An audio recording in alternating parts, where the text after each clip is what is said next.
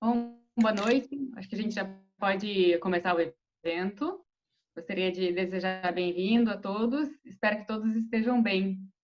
Vou começar agradecendo a presença dos painelistas, o Hudson Bessa e o Ivens Gasparotto, aos colegas e membros da CFA Society e demais convidados que estão hoje aqui nos assistindo, e toda a equipe da CFA Society que ajudou a organizar esse evento. Esse webinar já é o quinto que a gente está fazendo este ano. Já falamos no primeiro sobre ESG e sustentabilidade, depois sobre a pesquisa de confiança do investidor, em seguida sobre o impacto da Covid na economia. Daí, há 2 semanas, a gente teve a apresentação de um outro paper sobre a contabilidade de instrumentos financeiros para analistas. E agora estamos aqui para o lançamento do Policy Position Paper, Abundância de Informação e Efetividade Informacional, uma contribuição para o debate. Esse paper trata de um tema que a gente nem sempre fala muito, mas ele tem bastante impacto na forma como a gente investe e toma as decisões de investimento. Vale lembrar que um dos objetivos da CFA é apoiar os órgãos reguladores participando de audiências públicas, como o da CVM e do Banco Central, e promover e estimular a pesquisa educacional, sempre com o intuito de melhorar a efetividade de comunicação e a eficiência do mercado financeiro. Então, nesses últimos 5 anos, o CFA já participou de 20 audiências públicas e publicou 8 Policy Position Papers, que são papers como o de hoje, em que a CFA Society se posiciona em relação a algum tema do mercado financeiro.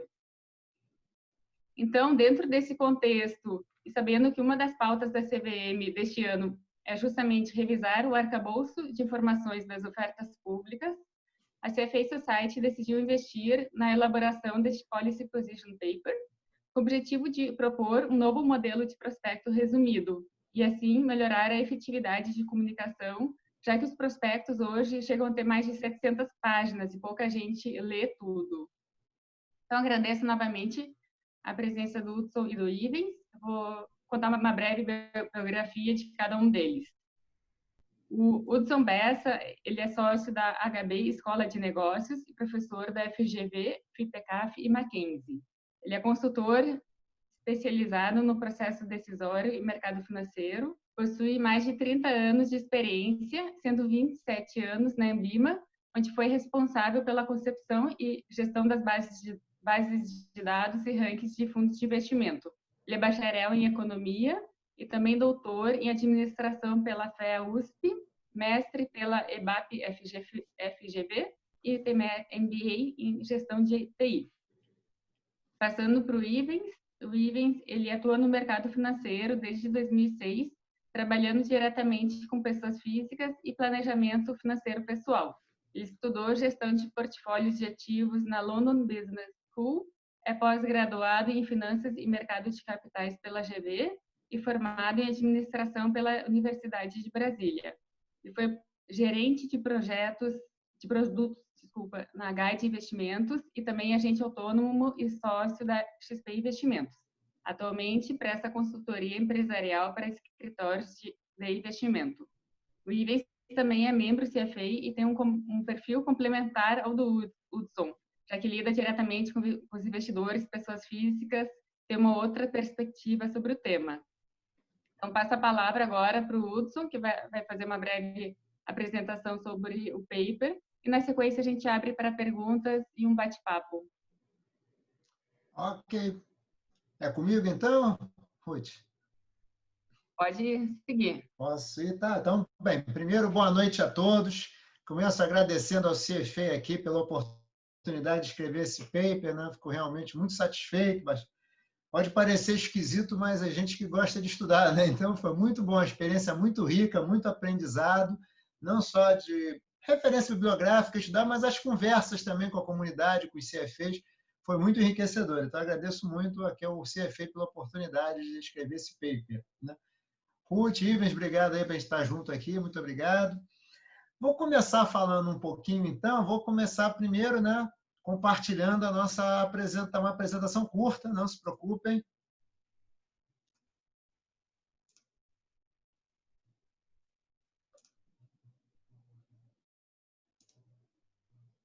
Deixa eu compartilhar a apresentação. Bem, estou compartilhando aqui uma apresentação curta, só para poder dar um pouco uma linha de raciocínio aqui da nossa apresentação. Como a Ruth já falou, a gente está trabalhando com o seguinte: nossa peça inicial de trabalho foi essa questão do prospecto. Sabemos nós que nas ofertas, a gente tem ofertas públicas, nós temos prospectos que são como esse aqui, ó. Essa letrinha pequenininha, ruim de ver, e 880 páginas, esse exemplo que eu peguei. Já vi prospecto com 1.200 páginas também. Óbvio que a Anitta não é tão pequenininha para todas as páginas, mas, para começar, isso aqui já é uma péssima peça de apresentação para o investidor, né? Essas letrinhas aqui, realmente, com esse monte de texto, não ajuda nada. Nossa matéria de trabalho é essa, esse prospecto aqui. Embora seja esse prospecto, a gente está no tema que é abundância de informação em geral, não só prospecto, pode ser lâmina de fundos, regulamento de fundos, o que nós acharmos que tenha o objetivo de informar o investidor, mas ao mesmo tempo tem informação demais em uma linguagem que não é a mais adequada. Então, nosso objetivo principal aqui, com esse paper, foi qual? Discutir as bases teóricas para embasar uma proposta sobre um modelo de prospecto simplificado. Então, o objetivo básico, a gente centrou, mirou no prospecto. E a nossa pergunta é: muita informação ajuda ou atrapalha? Menos pode ser mais? Segunda pergunta. Nosso ponto de partida: 2 papers do CFA Institute. Um primeiro paper de 2013, Financial Report Disclosure, feito a partir de uma pesquisa com membros de CFAs pelo mundo. Foram 14.000 pessoas entrevistadas e que deu origem a esse paper. E o segundo paper, 2017, baseado na experiência europeia, Design European Summary Prospectus Using Behavioral Insights.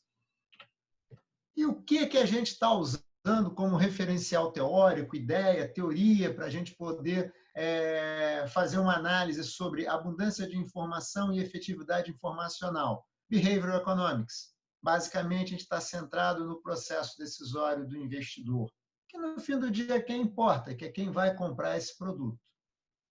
Nós temos um prospecto para apresentar uma operação para um investidor. Vamos começar, então, falando um pouco do arcabouço teórico. A gente volta aqui ao nosso Herbert Simon, que em 1955 veio com o conceito de racionalidade limitada. Racionalidade limitada, ela tem a ver com 2 informações correlacionadas. Uma é a nossa capacidade limitada de processamento. Nós temos, cognitivamente, uma capacidade limitada de processamento. Aquele conceito do homo econômicos, aquela que consegue receber muita informação, consegue relacionar essas informações, fazer uma série de contas de cabeça, usar matemática e estatística para daí tomar uma decisão que maximize a sua utilidade. Isso é um referencial de bagagem, de orientação normativa, que prescreve ver o ser humano de um jeito idealizado. Mas nós não somos assim. Nós temos uma capacidade. E essa capacidade leva o esgotamento dela, a ansiedade, leva a uma tensão emocional. Tensão emocional é essa que, obviamente, nos faz tomar decisões, muitas vezes, que não estão em acordo com a teoria tradicional que encara o ser humano como homos econômicos tomaria. E não consegue, seja por limitação cognitiva emocional, trabalhar com esse mundo de informações e fazer todas essas contas. Decisão, paradigma anterior, a decisão é um processo que já vem de preferências pré-estabelecidas. O que a gente já sabe é que a preferência ela não é pré-estabelecida. A gente, na verdade, o processo nosso é um processo de construção. A decisão é um processo de construir no ato de decisão. a gente até pode ter algumas preferências definidas, mas não são preferências definidas que não variam em relação aos cenários e aos contextos. Podem variar em relação aos cenários e aos contextos. Ela é contingente, ela é totalmente dependente, tanto do contexto econômico quanto de como a situação se apresenta. Isso faz toda a diferença. A melhor representação do ser humano, dentro do que a gente hoje estuda em economia comportamental, é o que muitos de vocês já conhecem, Sistema 1 e Sistema 2. Onde o Sistema 1 é o nosso coelhinho ali, é o nosso rápido, e o Sistema 2 é o nosso tartaruguinho devagar, que é o livro do Kahneman, super. Aliás, muito bom de ler, fácil de ler, inclusive, que é o best-seller, né? E que contrapõe duas maneiras de pensar, não são dois cérebros, como eu gosto de falar, são duas maneiras articuladas de pensar. Um não vive sem o outro. Qual é basicamente, quando a gente olha assim, qual é basicamente uma estrutura nossa de decisão? O que está por trás dela? Primeiro que a gente sabe que as preferências não são pré-estabelecidas e são contingentes, dependem do contexto. Então, vamos lá. Como é que é o comportamento, como pensa, como reage um investidor? Primeiro, somos avessos à perda. A dor da perda equivale a 2 vezes e meio o prazer do ganho. Então, a primeira coisa, nós somos avessos à perda.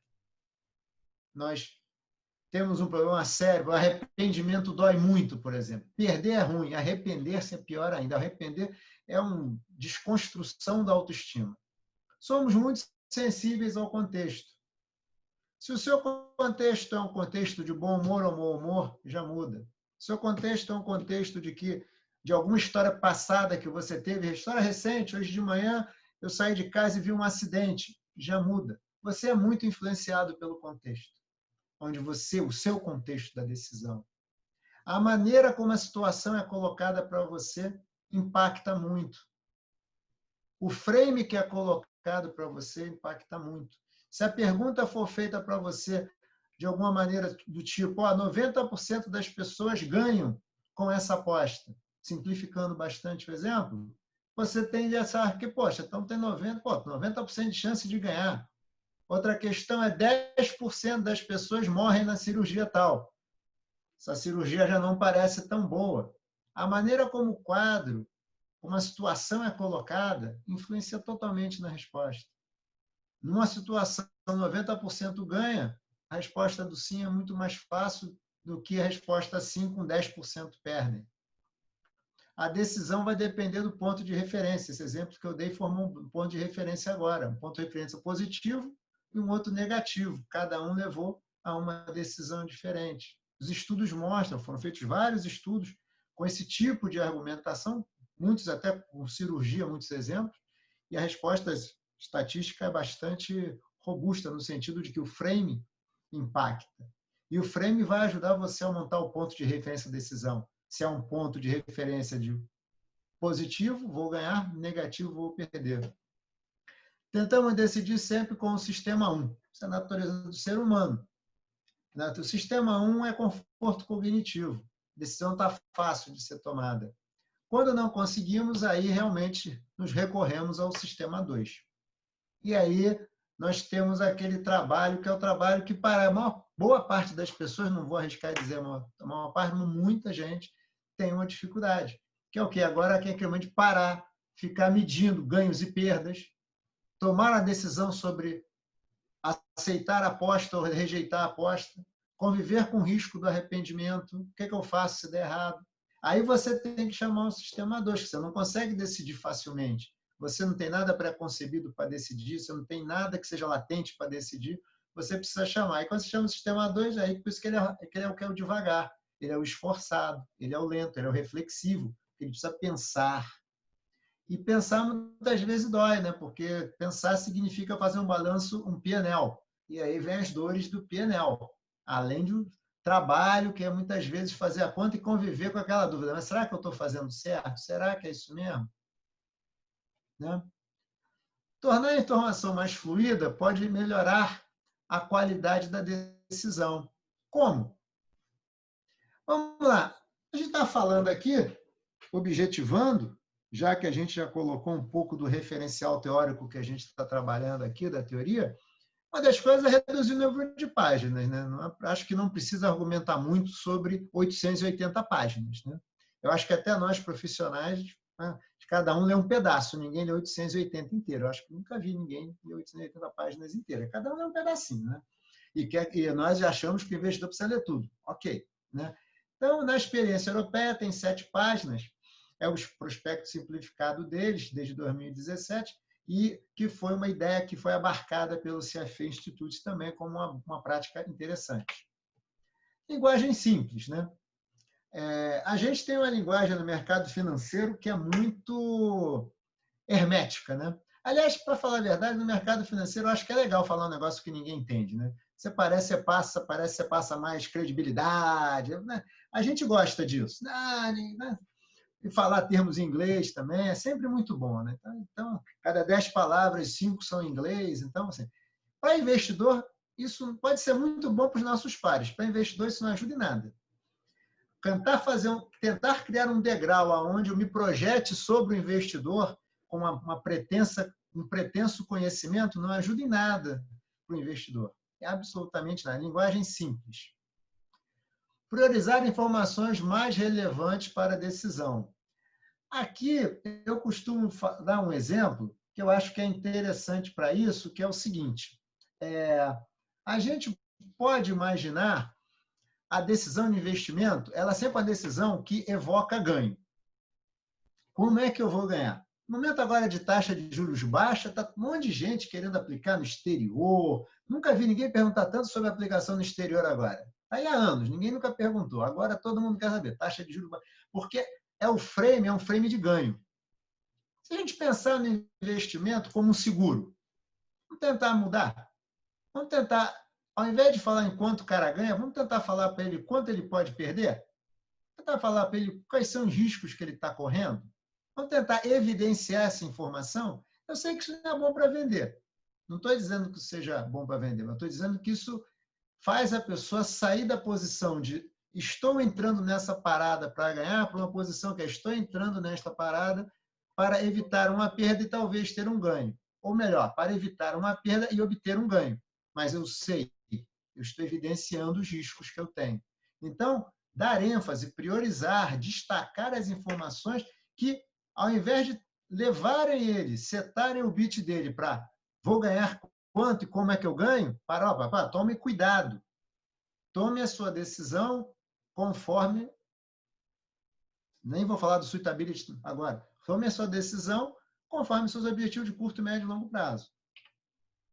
Ordenar de forma que facilite o entendimento.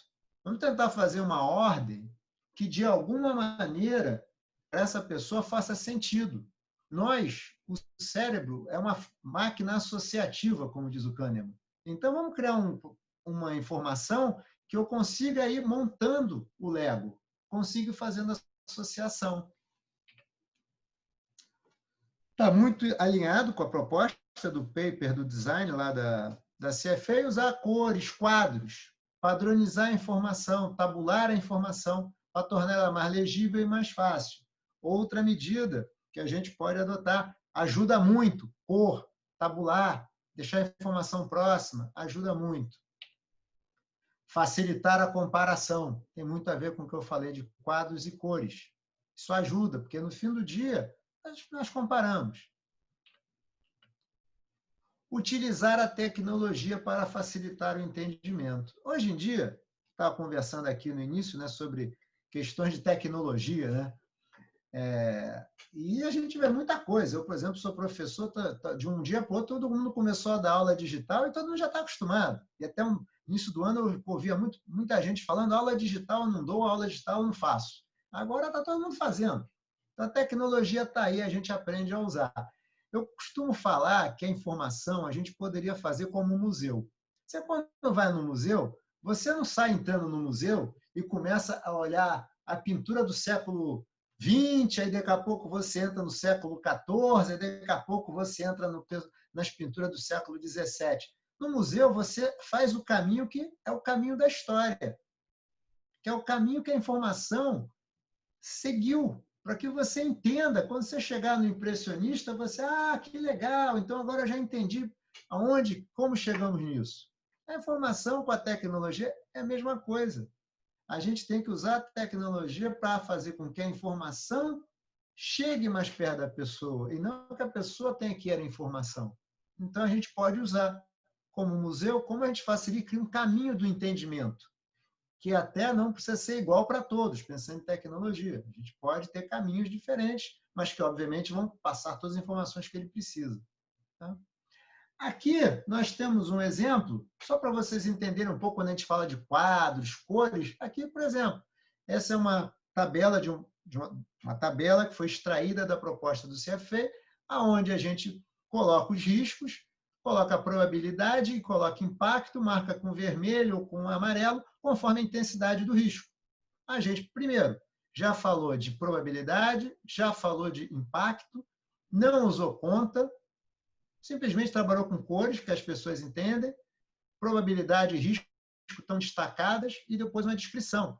Sabemos nós que agora essa pessoa, pelo menos, vai conseguir olhar para isso, entender rapidamente que vermelho é mais crítico do que o laranja, que o que é duas dimensões que ele tem que olhar, que é a probabilidade e impacto, já estamos orientando a visão dele. Esse é um exemplo típico, que estão melhorando a comparação. Imaginem que tivéssemos diferentes prospectos, com esse exemplo aqui que eu estou dando, nós poderíamos pegar as diferentes operações e comparar com muito mais facilidade. A comparabilidade também ganha, a fluência da informação também ganha. Tá? Caminhando aqui agora para a nossa última página, para também não poder deixarmos mais tempo para o nosso bate-papo aqui, que acho que é a coisa mais interessante, um alerta aqui para a gente. Né? Economistas, analistas financeiros, gestores, etc., têm um olhar treinado. Para a gente olha para uma série de informações e acha ela fácil. Geralmente, nós passamos muitos anos estudando e fazendo contas, então a gente já está acostumado. E a gente gosta, na verdade. A gente é mais sistema 2, provavelmente, inclusive. Só que as pessoas não são assim. Nós não somos uma boa representação do público geral. Na pesquisa própria do CFA, feita lá com base em 2012, publicada em 2013, uma das informações que a gente via lá foi feita com especialistas, né? Já que eram especialistas, uma das demandas era que a informação que tivesse informação de melhor qualidade, que a informação tivesse mais informação, que tivesse mais indicadores, tudo bom para a pessoa analisar. Mas o público em geral não gosta de fazer conta. Não tem o ferramental que a gente tem para analisar. Olha a tensão que esse cara fica. A gente, às vezes, quando chega diante de uma operação que é totalmente nova, fica, nossa, e agora? Tem que parar, cria uma certa tensão. Imagine para o investidor que não tem o ferramental que a gente tem. As informações, que é a nossa última frase aqui da apresentação, as informações precisam conversar com os investidores. Não tem que conversar conosco. A informação tem que conversar com quem de fato vai consumi-la. E quem vai dar sentido à informação, e muito do sentido que dará, vai ser quem consumir. Então, a gente tem que preparar a informação para ajudá-lo a consumir. Ajudá-lo, de fato, a tomar uma decisão. Gente, a apresentação é isso. Eu agradeço, acho até que me delonguei um pouco a mais. Acho que está aberto aqui, Ruth e Ivens, para a gente começar a fazer um bate-papo. Deixar na página inicial. Tá ótimo, Hudson. Muito obrigada. Acho que foi ótima a apresentação. E enquanto a gente vai recebendo as perguntas, eu vou começar levantar o primeiro ponto aqui para a gente debater. Então, a partir da apresentação, eu entendo que uma alternativa seria a gente ter dois modelos de prospectos.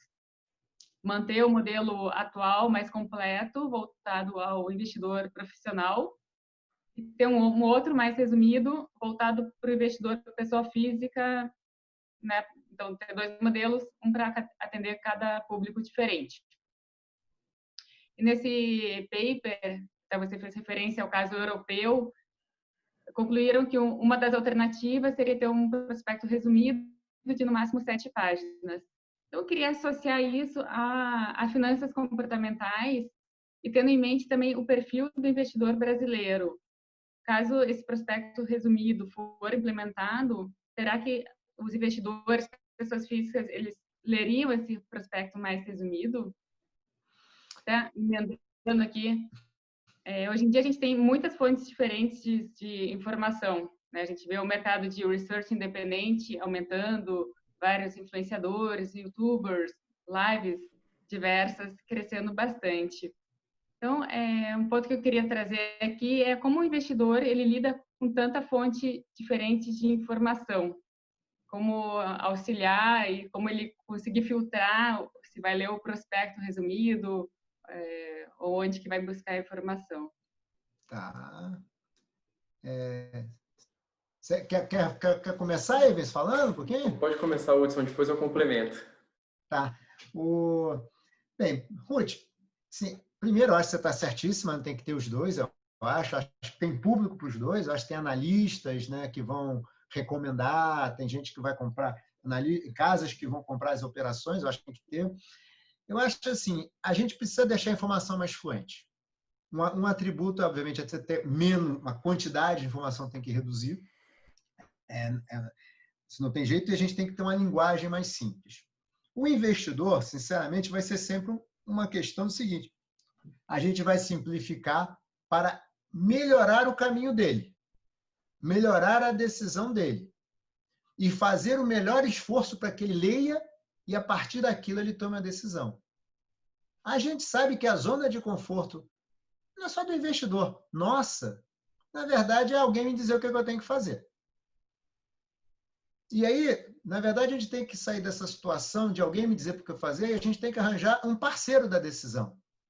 Se é um parceiro da decisão, eu preciso dar uma informação que ele entenda e que eu consiga explicar, se ele não entender. E aí as 7 páginas podem ajudar nisso. 1. Quebrar a primeira barreira, que com 880 páginas eu nunca vou ter, ele nunca vai ler. Então, a primeira coisa, eu quebro a barreira. Quebrando a barreira, eu facilito o caminho dele. Facilitando o caminho dele significa não só 7 páginas, colocar as informações, que no meu caso, meu exemplo, por exemplo, vamos reforçar as informações de risco, vamos dar para ele os elementos para que ele não pense só que está fazendo uma aposta de ganho, mas é uma aposta que tem ganhos e perdas. Para que ele leia isso de maneira orientada. A partir disso, a gente traz para ele a preocupação. Trazendo a preocupação, pode ser que a gente tenha a atenção dele, que agora eu vou ter que ler com calma, para entender o que está sendo me dito aqui. E aí a gente cria o caminho para aquele que vai investir e acha que não conseguiu entender ainda assim, para ter uma conversa com um assessor de investimento, com alguém que vai conseguir transformar aquilo em alguma coisa palatável para ele. Porque transformar 880 páginas em algo palatável é desumano. Então, acho que sim, temos que fazer, sim, mas não podemos contar que o investidor agora está resolvido. Não estará resolvido. Não estará resolvido. Concordo com a linha que o Hudson segue aí. Primeiro, boa noite a todos, né? E parabéns para o Hudson pelo trabalho, ficou realmente muito legal. Obrigado. Acho que tem um excelente resumo ali das finanças comportamentais e tem uma solução prática, né? Eu acho que focou em um problema e, sob a ótica de uma teoria, resolveu esse problema ou deu um direcionamento para esse problema, que justamente é a questão dos prospectos, né? A gente tem que entender como é que o investidor pessoa física toma decisão de investimentos, né? Obviamente, não vai ler 880 páginas, isso a gente sabe, e são poucos profissionais que leem, tá? A gente assim, até brinca que quem lê o escritório de advocacia que escreveu os estruturadores da operação, né? E o resto do mercado repega os principais pontos. Quando você resume para 7 páginas, né, como o caso europeu, acho que é interessante porque se a pessoa tiver uma dúvida, ela tem onde recorrer. Ela não vai bater o olho em 880 páginas se procurar, mas ela fala, opa, tem alguma coisa menor e eu consigo olhar. Por experiência, né, a tomada de decisão do investidor final, ela acaba sendo muito embasada por outros indicadores que não são técnicos, né? Então, assim, vamos falar de IPO, por exemplo. Poxa, é o quanto que as corretoras participantes fazem de esforço de venda, né? É o quanto de e-mail que eu recebo falando daquela oferta, o quanto que ela está na mídia, né? Pô, estão falando bem, né? Esse IPO vai ser grande, vai ser o maior da história. Tudo isso influencia muito a tomada de decisão do investidor. Que aí, se ele tem um documento simplificado que ele pode consultar, poxa, ótimo, é o que o Hudson falou, a gente dá uma ferramenta adicional para o investidor e ele não fica somente no aspecto comercial, ou que ele ouve na mídia, ou uma coisa menos embasada, porque se do outro lado só tiver um documento de 800 páginas, obviamente ele não vai se aprofundar nisso e vai seguir com a decisão parcial. Então, acho que o ponto importante de você olhar para a teoria e tentar contrapor com a prática é isso, você ter ideias que ajudem o investidor, não a tomar a decisão necessariamente, mas que deem subterfúgios ou deem ferramentas para que o investidor consiga, sim, consultar se ele for se aprofundar no caso, né? Então, acho que é um ponto bem interessante, essa facilidade da informação, ela auxilia muito o investidor. Acho que, como o Hudson colocou ali no segundo slide, se não me engano, menos é mais e informação demais atrapalha. Eu até quero fazer um comentário, Ivens, aqui, que eu achei interessante isso que você puxou. Há estudos que mostram que empresas com nomes mais fluentes, mais fáceis de serem compreendidos, andam melhor do que empresas com nomes que não são tão complicados. E eu me lembro, por exemplo, que na boom dos IPOs de 2007, por exemplo, as empresas com bons nomes, independente dos números, saíam sempre com preços ótimos. Empresas não tão conhecidas, o preço nunca extrapolava tanto. Porque tanto extrapolava em 2007 Sim, também. tudo. Né? Você percebia claramente que empresas conhecidas, as pessoas associam a sucesso. Isso é interessante. Em 2007 eu estava como agente autônomo no mercado e participei bastante desse momento. E, bom, era um momento que você tinha a liquidação lá do IPO, era em D+3, né? Então você não precisava nem de dinheiro para fazer a reserva, né? Você fazia compensação no mesmo dia. E era isso, o investidor pessoa física, ele olha muito para quem é. Então você falava que era o IPO de... citar um exemplo aqui, Localiza, Localiza eu conheço. De repente é outra empresa lá que eu não conheço. Não sei até que ponto aí o estudo que você citou, claro, influencia na tomada de decisão, não sei até que ponto que a pessoa física movimenta o mercado, mas a tomada de decisão, sim, assim, a quantidade de CPFs que entrava no IPO era totalmente influenciada pelo tanto que a empresa era pública no sentido de conhecida, né? Realmente é uma coisa que influencia muito a tomada de decisão do investidor individual. Se ele conhece, ele tem mais familiaridade, ele acaba tomando a decisão de forma mais fácil.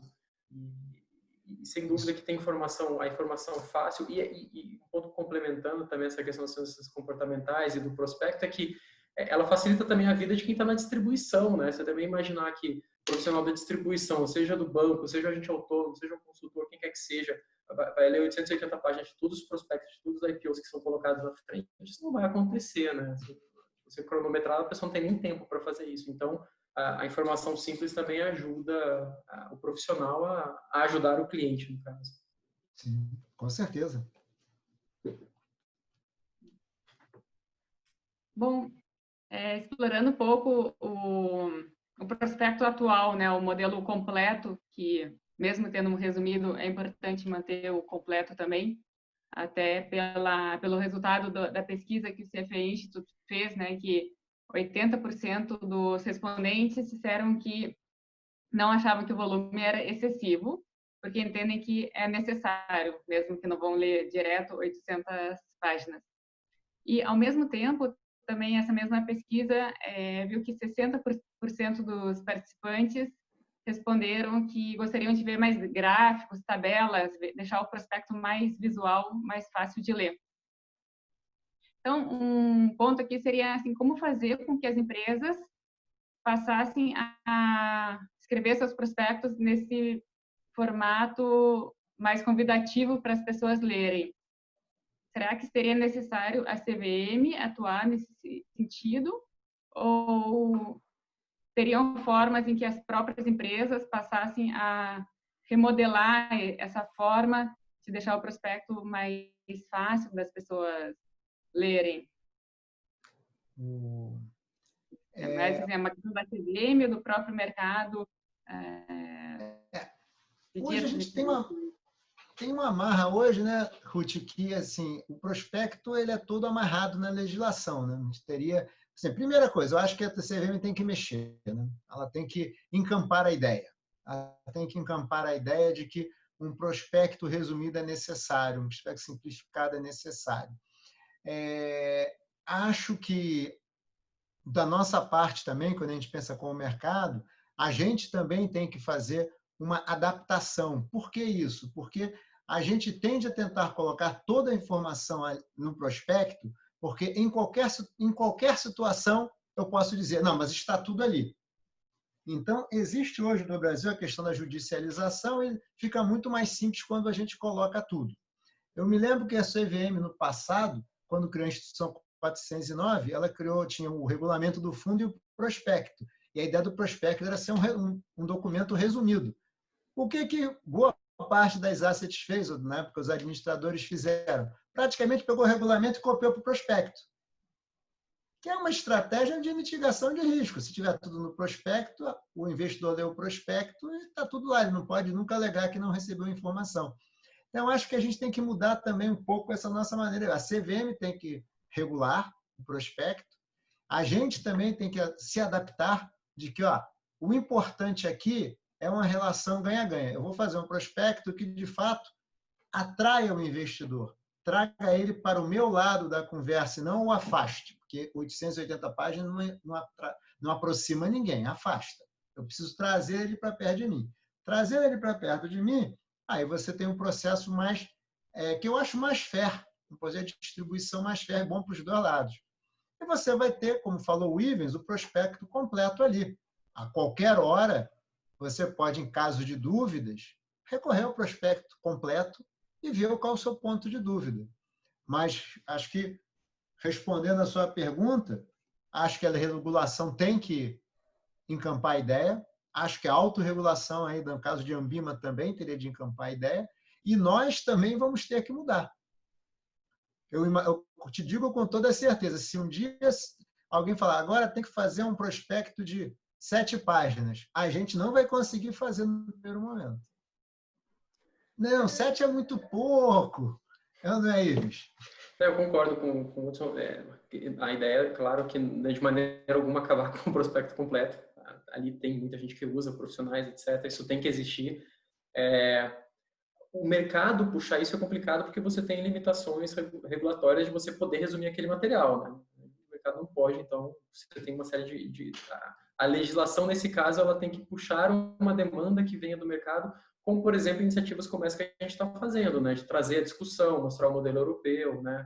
Que é o que a gente faz no Comitê de Advocacy, né? Com esse trabalho de mostrar melhores práticas que acontecem no mundo e a regulação, de alguma forma, olhar e falar, tudo bem, isso faz sentido, é melhor para o investidor, vamos trazer para a realidade, né? Acho que o mercado é bem engessado para poder fazer isso sem o regulador legislar primeiro para que isso aconteça. Então, assim, é importante ter informação completa. Acho que a ideia é pensar assim, como é que eu simplifico isso para o investidor final, né? Que é claro que você espera que o grande fundo, o investidor institucional, quando ele vai tomar uma decisão de investimento numa empresa, ele vai tomar baseado no prospecto completo e não só na informação simplificada. Essa informação é muito mais para o investidor final, para que ele entenda. E, claro, você utilizar, como o Hudson bota no artigo e como você falou, Ruth, você tem uma coisa mais visual e tudo mais, isso facilita bastante a vida de quem está tomando a decisão, né? Você resume de forma visual, é meio mais fácil do que aquela sopa de letrinha. E também não adianta ser um aviso ao mercado que você tem uma página com letra minúscula, com tudo ali pequenininho também, né?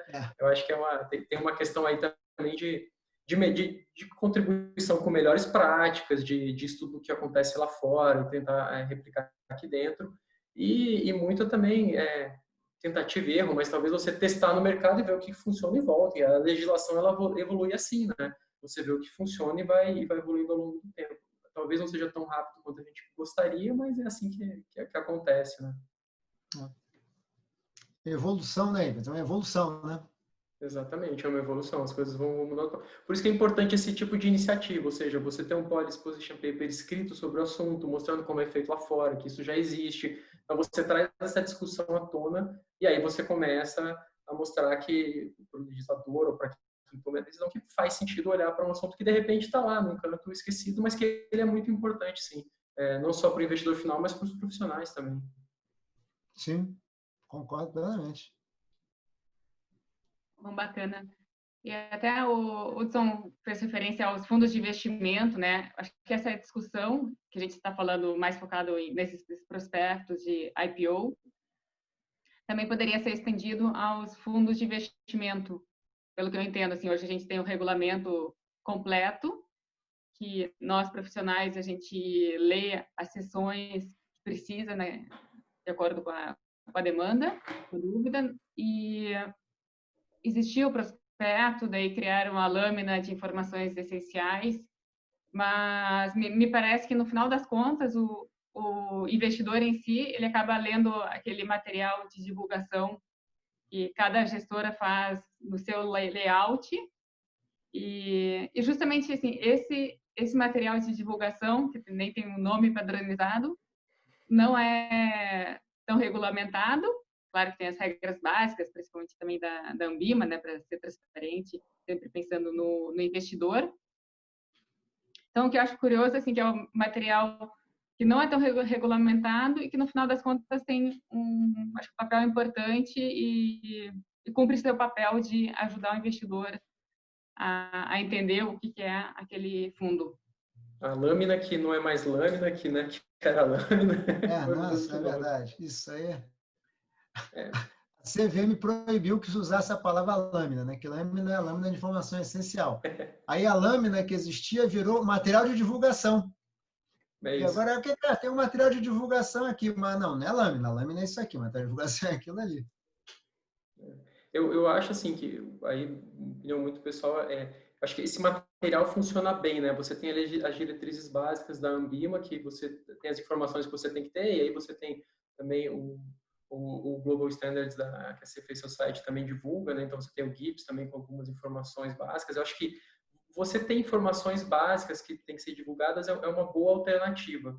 E aí, também, opinião muito pessoal, eu sou muito contra a padronização total. Eu acho que faz sentido você ter diretrizes, e essas diretrizes, aí a gestora tem a prerrogativa de, tudo bem, eu quero mostrar, eu tenho que mostrar qual o período, eu mostro esse período, posso mostrar mais, posso mostrar não menos, mas pelo menos aquilo, posso colocar gráfico ou deixar só número, que aí também entra também um ponto a gente tem que também pensar não só do ponto teórico, mas também do ponto comercial, né? Assim, cada um tem uma estratégia comercial. Acho que atendida a clareza das informações e a transparência necessária, aí você comunica isso da melhor forma, de acordo com sua estratégia também. Não sei se o Hudson concorda. A gente tem que discordar também. Não, eu concordo, sim. Eu acho assim, minha opinião, eu acho que a gente tem que padronizar quais informações mínimas você tem que ter, né? Então, por exemplo, dando um exemplo, a informação mínima é a rentabilidade. Tá, mas em que período e como é que calcula? Para evitar, eu tenho de um mês, eu sou o campeão da semana, aquelas coisas que tinha antigamente. Então, você tem que ter uma padronização mínima. Ó. O mínimo é isso. Né? Você tem que ter essa questão das prioridades, dos disclosures, disclaimers, muito bem regulados também. O que você tem que falar? Eu acho que sobre essa questão, por exemplo, suponho que você tenha que evidenciar riscos. Então, riscos tem que ser alguma coisa que você vai priorizar na divulgação e tal. Eu acho que é isso. Acho que a questão do formato, por exemplo, a própria lâmina de informação essencial, se você for ver o resultado, é um pouco do que a Ruth falou. No fim do dia, ninguém vê, porque a CVM definiu até o padrão, que é feio, inclusive. É feio. E aí você está preso hoje num padrão feio, que é um padrão todo quadradinho, não sei o quê, que de repente você poderia fazer algo muito mais agradável. E poderia ter, de repente, um pouco mais da cara da instituição. Desde que ele tenha informação mínima, com o zelo mínimo por aquela informação, acho que não teria problema. Porque a CVM, ela chegou ao nível de fixar aonde cada informação tem que estar. Essa tem que estar na página 2, essa tem que estar na página 3. Acho que não haveria necessidade, eu concordo. Acho que, no fim do dia, acho que tem duas discussões. Uma discussão é a discussão regulatória. A regulação, ela está aqui para regular a nossa relação cliente-fornecedor aqui no setor financeiro. Agora, tem uma questão do próprio mercado que eu acho que é a seguinte: o valor da informação como uma peça para atrair o investidor. Ela deveria ser vista como uma peça de aproximação. Eu deveria valorizar uma informação clara, objetiva, para que trouxesse o investidor para o meu lado e que reduzisse a assimetria de informação. Porque, do meu ponto de vista, a assimetria de informação em um negócio como o nosso é ruim. É melhor para mim vender um produto que está muito claramente o que ele é, que a pessoa, o investidor, conseguiu entender e transformar esse cara num sócio da decisão. Eu vou ser sócio dele, a decisão é dele. E gerar uma relação de confiança. do que ele investiu alguma coisa, porque ele não entendeu muito bem, mas eu falei para ele que era bom, e aí a decisão vai parecer mais que, quando der problema, de quem foi o problema? O problema foi de quem me indicou, porque eu não me sinto parte da decisão.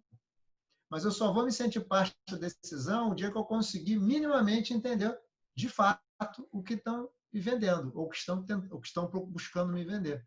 Eu acho que é um pouco, o Ivens tem uma prática muito grande com o investidor, eu, pelo menos, acredito muito em a simetria de informação não é boa para o nosso segmento. Pelo contrário, eu acho que quanto mais informação tiver igualada, equilibrada entre vendedor e distribuidor e consumidor, ou investidor e distribuidor, melhor. Sem dúvida alguma. Isso aí acho que é ponto fundamental. Tem toda a razão, Hudson. Olha, a gente está com algumas perguntas aqui no chat. Vou ler aqui. Uma pergunta do professor Luiz Roberto. Como compatibilizar o volume de páginas com a legislação da CVM nas informações necessárias para a tomada de decisão? Eu acho que essa aí está um pouco na linha do que a gente comentou. Primeiro que a regulação hoje exige, né? O prospecto é uma peça que está na regulação, ele tem que cumprir todas aquelas regras, né? Então, ele precisaria, na verdade, de uma regulação nova, uma regulação que trouxesse para a luz o prospecto simplificado, com as regras mínimas, como a gente falou, e aí a gente poderia ter essa nova peça que seria talvez a principal peça da abordagem de venda da operação. Mas há que ter uma mudança regulatória. E eu acho que é um pouco do que o Ivens comentou, né? Aliás, é um dos nossos objetivos, né? É isso, você tem que ter mudança regulatória, a gente sabe que você tem limites para inovação, né? Ainda mais nesse ponto. Então, você realmente não eu acho que para você ter essa questão da prospecto reduzido, você realmente precisa ter uma atualização regulatória para isso, para você poder fazer isso da forma correta. Sim. Tá bom. E outra pergunta aqui para reflexão é se o prospecto resumido ele pode incluir informações ou opiniões que não estejam no prospecto completo, ou ele é de fato um prospecto resumido, que tudo que está no prospecto resumido tem que estar também no completo. Quer comentar, Ives?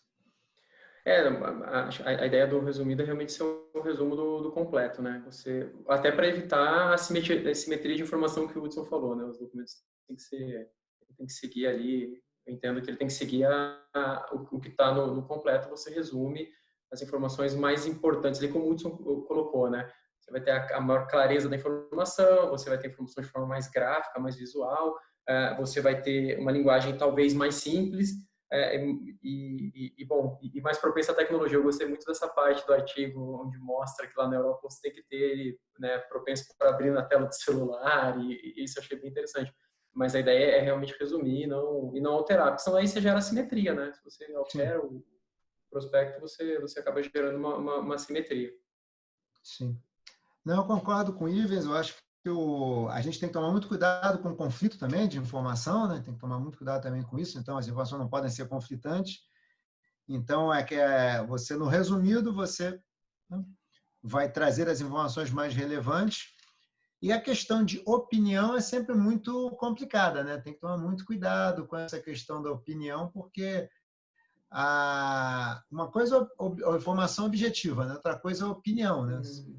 Você traz opinião, você já deixou de ser um resumo do prospecto, já é alguma coisa que você pode, de alguma maneira, induzir a uma decisão. Então, acho que a opinião, se existir, é bom que seja tratada como opinativa mesmo. Isso é a opinião do gestor, é a opinião do assessor. Opinião, aí pensando em termos de legislação, é um grande passo, né? Porque você tem ali o período de silêncio que você não pode nem comentar, né? Sobre coisas que não estão no prospecto. Então, opinião seria, acho que, um grande passo e uma discussão bem grande para mudança, né, regulatória. Não sei nem se é algo que está no radar do regulador ou do mercado, você poder emitir opinião sobre uma oferta pública que a gente está tratando aqui, ou alguma coisa do tipo. Né? Não, acho complexo também.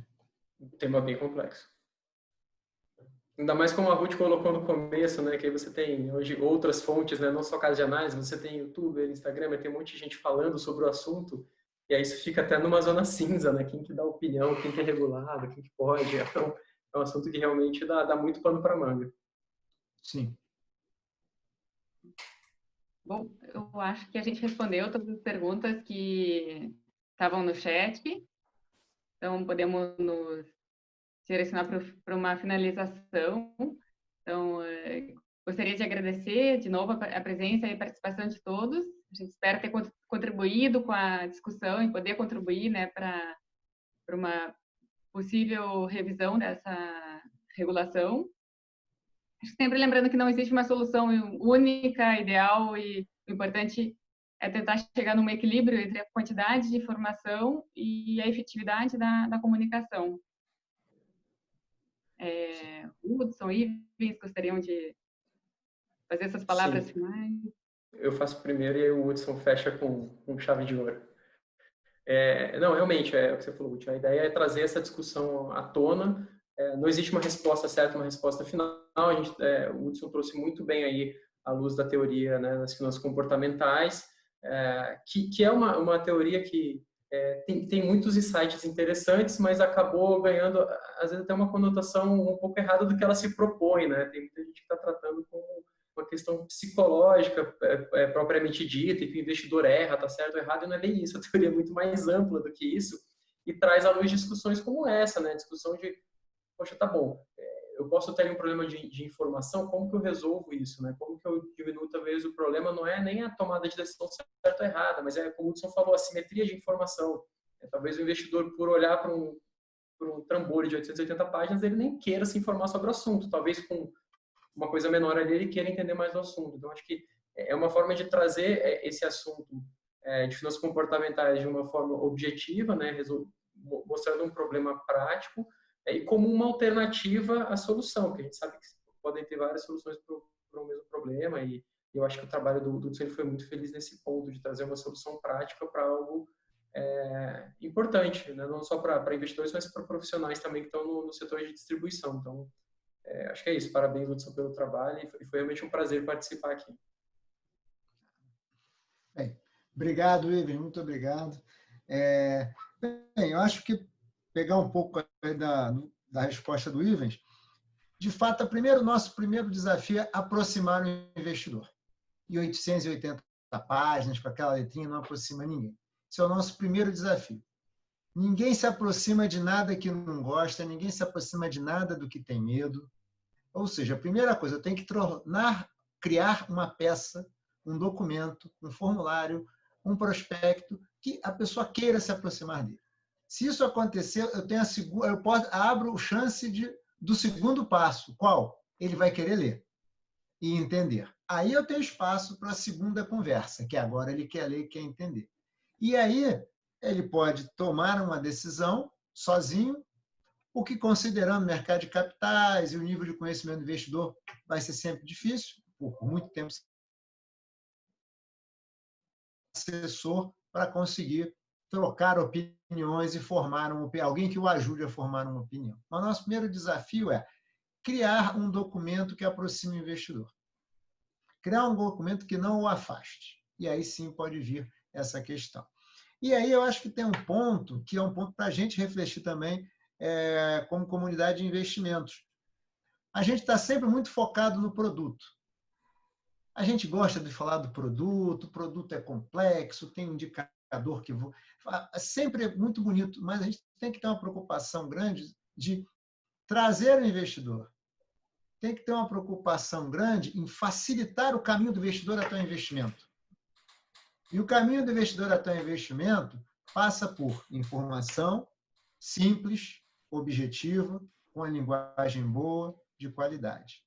Passa por profissionais que realmente estejam do lado daquele investidor, queiram estar do lado do investidor e criar relações de longo prazo. Vejam no investidor como alguém que está contratando um serviço, não como alguém que está comprando um produto, mas está contratando um serviço. E que queremos aí que ele tenha uma vida longa conosco. Nesse sentido, eu acho que informação mais simples, que seja mais digerível, mais assimilável, ajuda muito. Ajuda muito na construção desse caminho. Eu acho que a gente tem uma boa discussão com os reguladores. Eu espero que a gente consiga sensibilizar os reguladores e começar, de fato, uma conversa para criar esse prospecto simplificado no Brasil. Como falou o Ivens, essa é uma evolução, né? A gente vai fazer, vai ter um trabalho para implementar, mas o médio e longo prazo a gente vai ter, com certeza, um documento que vai ajudar muito nessa conversa. Eu acho que esse comentário sobre o paper é esse. Eu gostaria de agradecer mais uma vez ao CELFEI aqui. Eu estou muito feliz aqui com a presença de vocês aqui desse bate-papo e agradecer mais uma vez. Tá bom? Parabéns, Hudson, também, mais uma vez, pelo paper. O paper já está disponível no site da CFA Society. E teve gente que pediu a apresentação. Imagino que a gente possa compartilhar também, né? Sim, com certeza. Legal. Bom, então, parabéns e agradecer de novo. Muito obrigada. Obrigado também. Obrigado a todos. Obrigado, Ruth. Boa noite a todos. Boa noite. Boa noite.